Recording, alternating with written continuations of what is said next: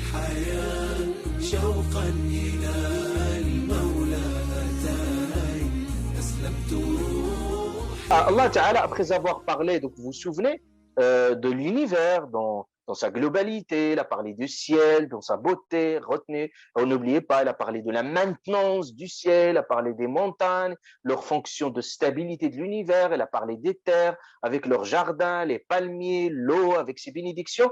Donc Allah Subhanahu wa Ta'ala, après avoir parlé de tout cela, souvenez-vous, tout cela, c'est puissant, c'est magnifique, et on s'est baladé pratiquement dans l'univers. Allah Subhanahu wa Ta'ala, maintenant, à l'instant, après ces passages coraniques, dans ce verset qui va suivre, il va nous amener, il va nous parler d'une autre créature, aussi impressionnante, mystérieuse, c'est l'être humain. Et Allah Ta'ala va dire, quand il va leur parler, il va leur dire, vous êtes dans une confusion par rapport à cette nouvelle création, il dit, tout de suite après, il dit, وَلَقَدْ خَلَقْنَا الْإِنسَانَ, avec une forme de force, il le dit avec force. Il dit, nous avons certes créé l'humain. وَلَقَدْ خَلَقْنَا الْإِنسَانَ. Et Allah Ta'ala va nous parler de cet être mystérieux que celui qui a écrit le livre, il a dit l'humain, l'inconnu, l'humain, le mystérieux, parce que tous ces univers que nous allons explorer, Allah Ta'ala va nous parler de la création de l'humain. Donc Allah Ta'ala, c'est la première fois où on est confronté à cette vérité que annonce le Coran. Il dit, nous avons créé l'humain. Et c'est une vérité logique. Et vous voyez qu'Allah Subhanahu wa Ta'ala aussi, au sujet de la création de l'être humain, d'ailleurs, je vous ai dit, par rapport aux créations des cieux et de la terre, Allah Ta'ala défiait tous les êtres humains. C'est pour ça qu'on n'a jamais vu un être humain qui a prétendu la création des cieux et de la terre. C'est impossible. C'est impossible d'une forme de prétention. Il y en a certains qui ont prétendu la divinité, qui ont prétendu des formes de la sorte, mais jamais quelqu'un qui a franchi ce cap pour dire que c'est moi qui a créé les cieux et la terre. Et par rapport à la création de l'humain particulièrement, Allah subhanahu wa ta'ala, il dit dans un autre passage coranique, dans une autre sourate qui viendrait par la suite. C'est vraiment dans un questionnement logique, Allah subhanahu wa ta'ala, il dit « Am khuliqu » Regardez la puissance de l'argumentaire coranique. Allah Ta'ala dit Am khuliqu min ghayri shay'in am humul khaliqun. Et on dit vous avez deux postulats, il n'y a pas un troisième postulat. Si vous regardez l'argumentaire logique coranique, il dit Am khuliqu min ghayri, est-ce qu'ils sont créés de rien? Am humul khaliqun, ou ils ont créé eux-mêmes. Donc il n'y a pas autre chose, c'est-à-dire que la création humaine, soit on suppose qu'on est créé du rien. Et là, c'est de l'absurdité. C'est de l'absurdité de supposer que l'humain est créé de rien, non. Donc la forme de causalité, la causalité dans l'univers suppose que l'être humain, et on le voit, il le constate, qu'il y a une forme de reproduction, qu'il y a une forme des normes, et la création de l'humain ne peut pas venir et provenir du néant et du rien. Ce n'est jamais possible. Et puis, amhumul khaliqun, où la personne il a créé soi-même, et cela, c'est impossible. Donc Allah Ta'ala parle de la création de l'humain. C'est pour ça que je vais revenir juste avec vous très rapidement, parce que c'est très important. Comme vous pouvez le constater, je vous le dis ça très honnêtement. Étudier une seule sourate, avec beaucoup de profondeur, c'est comme vous avez lu le Coran tout entier. Parce que là, à chaque passage, on essaie un peu de vous ouvrir sur d'autres univers coraniques. Vous n'avez pas les voir. Et quand vous allez lire d'autres sourates, vous allez vous reconnaître parce que les mêmes sujets, les mêmes problématiques qui sont traitées, mais une fois vous prenez une sourate et vous le traitez avec beaucoup de profondeur, vous allez voir que les sourates qui vont suivre par la suite, on peut aller très rapidement parce que les questions, nous avons déjà abordé à ce stade-là. Donc Allah subhanahu wa ta'ala a parlé de la création de l'être. Et c'est pour ça que c'est très important que je m'arrête à ce sujet-là, parce qu'Allah ta'ala, il a parlé de la création de l'être humain, il a mis en avant, et c'est très important de nous arrêter sur cet épisode. Cet épisode, et le premier épisode, c'est que, vous le savez, vous revenez déjà au premier passage de Surat Al-Baqarah, vous trouvez Allah subhanahu wa ta'ala, quand il va décider de créer l'être humain, il va informer les anges. Inni ja'ilun fil ardi khalifa, je vais créer un être humain dans un passage, inni khaliqun basharan min tin, je vais créer un être humain de l'argile. Et فإذا سويته, si je le constitue et je le crée et je lui insuffle de mon esprit, prosternez-vous devant lui. inni khaliqun basharan min tin. فإذا سويته, c'est-à-dire je vais le créer de façon harmonieuse, je vais le constituer, et après je vais les insuffler de mon âme, prosternez-vous devant lui. Et vous savez le débat auquel fait référence le Coran al-Karim, quand les anges se sont interrogés à ce sujet-là. Allah subhanahu wa ta'ala dit Inni ja'ilun fil ardi khalifa, il dit que je vais créer un khalifa, un vicaire, ou le khalifa. Bon, la terminologie de le khalifa mérite beaucoup d'examen terminologique, ce n'est pas au sens que certains peuvent le prétendre, mais bon, il y a un être humain, Allah subhanahu wa ta'ala va le charger d'une mission sur cette terme. Khaliqun basharan min tin. Allah subhanahu wa ta'ala dit je vais créer un être humain.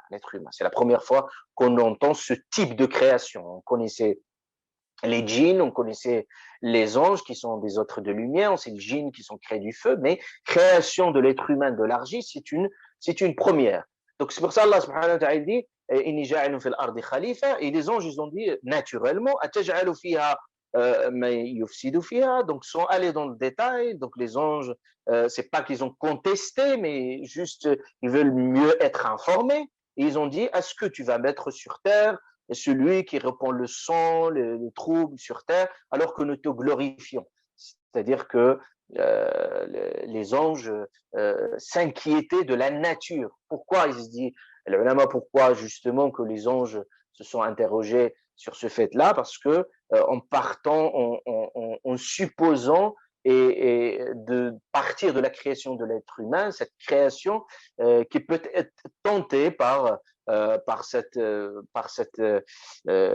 que de par leur constitution, parce qu'Allah Ta'ala leur a donné le libre arbitre, et peut-être en comparant avec les djinns qu'ils regardaient autour d'eux, mais on peut pas avancer avec certitude pourquoi les anges finalement ils ont fait ce constat sur la nature humaine. Peut-être ils avaient une vision de la nature humaine en croyant que l'humain, voilà, le versant, ils ont regardé le versant peut-être négatif, péjoratif de l'être humain. Ils ont dit certes, il y a cet aspect-là, on le constate dans le côté obscur de l'être humain. Ils ont dit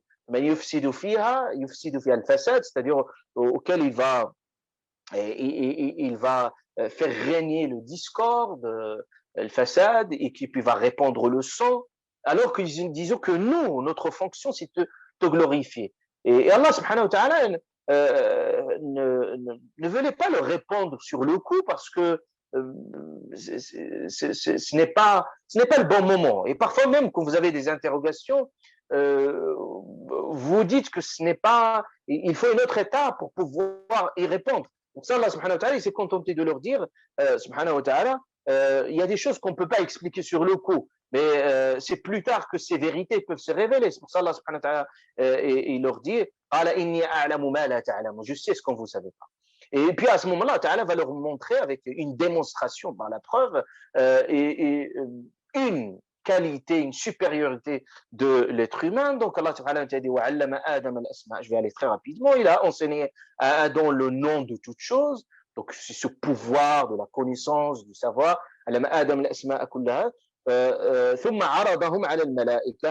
Donc pour leur montrer la supériorité et la qualité de cet être humain, que les anges ne perçoivent pas au premier abord. Donc, il va les exposer auprès des anges, il va leur dire, c'est quoi ceci, c'est quoi cela. Allah Ta'ala lui a montré pratiquement la nomenclature, le nom de toute chose, c'est-à-dire l'identification de l'univers. Donc, et il lui a donné cette forme d'abstraction, de compréhension, aussi la nomination des choses, la nomenclature, qui est d'ailleurs, qui fait la spécificité de l'être humain, c'est le langage, la compréhension, l'intelligence qui lui permet de coder l'univers, de l'identifier. Et jusqu'aujourd'hui, on voit déjà la puissance et ce qu'Allah subhanahu wa ta'ala a donné pour l'être humain, sans parler de son libre arbitre. Donc, Allah subhanahu wa ta'ala dit, ثم عرضهم على الملائكة, donc il les a exposés auprès des anges, il leur a dit, montrez-moi les noms de ces choses-là. Et les anges, ils étaient incapables de réussir l'exercice que l'être humain il a réussi avec excellence, et que l'être humain, Allah subhanahu wa ta'ala, allam, c'est-à-dire il lui a enseigné, il était capable de retenir cet enseignement-là, donc sa capacité déjà d'apprendre, et puis cette capacité de transmettre. Donc il veut restituer également ce savoir. C'est quelque chose d'incroyable. On peut retenir un savoir, l'apprendre, également le transmettre. Le transmettre par cette faculté qu'Allah subhanahu wa ta'ala nous a donnée, de mémorisation, de restitution, du langage, etc. Donc il leur a enseigné, et puis les anges, ils étaient incapables, et il a demandé à Adam de leur enseigner. قال يا آدم أنبئهم بأسمائهم فلما أنبأهم بأسمائهم.